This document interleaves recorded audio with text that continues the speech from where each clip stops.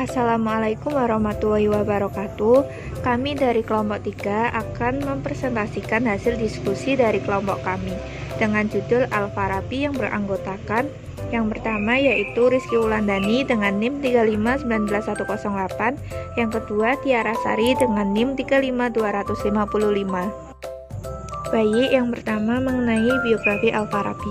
Nama lengkap dari Al-Farabi tersebut adalah Abu Muhammad Ibnu Muhammad Ibnu Tarkan Ibnu Auzal. Ia lahir di Wasik, distrik Farhab atau sekarang dikenal dengan kota Adrar, Turkmenistan pada tahun 257 Hijriah atau 870 Masehi. Ayahnya seorang jenderal berkebangsaan Persia dan ibunya berkebangsaan Turki. Di kalangan orang-orang Latin abad tengah, Al-Farabi lebih dikenal dengan sebagai Abu Nas atau Abu Nasr, sedangkan sebutan nama Al-Farabi diambil dari nama kota Farab atau tempat ia dilahirkan. Adapun pemikiran dalam Al-Farabi. Yang pertama mengenai rekonsiliasi Al-Farabi.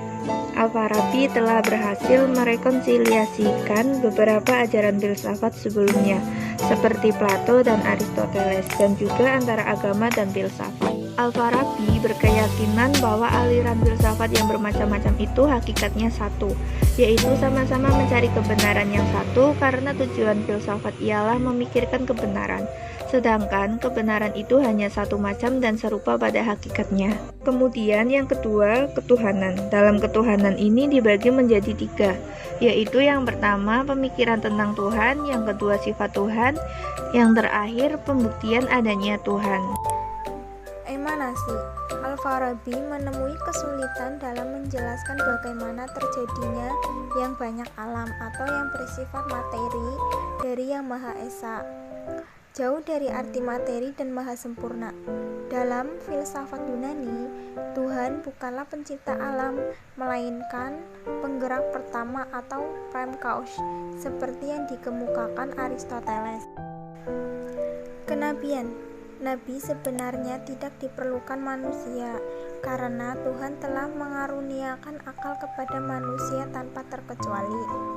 Akal manusia dapat mengetahui Tuhan beserta segala nikmatnya, dan dapat pula mengetahui perbuatan baik dan buruk ajaran agama meracuni prinsip akal. Secara logika, tidak ada bedanya Tawaf di Ka'bah dan Sa'i di Bukit Sofa dan Marwah dengan tempat-tempat lain. Mukjizat hanya semacam cerita khayal belaka yang hanya menyesatkan manusia. Al-Quran bukanlah mukjizat dan bukan persoalan yang luar biasa. Al-Hawarikal adat. Orang yang non-Arab jelas saja heran dengan balaghah Al-Quran, karena mereka tidak kenal dan mengerti bahasa Arab, dan Muhammad adalah kabilah dari yang paling fasihah di kalangan orang Arab. Jiwa. Bagi Al-Farabi, jiwa manusia mempunyai daya-daya sebagai berikut. Daya al-muharikat. Daya ini yang mendorong untuk makan, memelihara, dan berkembang. Daya al-mudarikat. Mengetahui. Daya ini yang mendorong untuk merasakan dan berimajinasi. Daya al-natikot. Berpikir. Daya ini yang mendorong untuk berpikir secara teoritis dan praktis.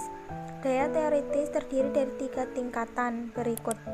Akal potensial atau al-hayuni, akal aktual, al-aq bi al-fil, akal mustafad, al-aq al-mustafad.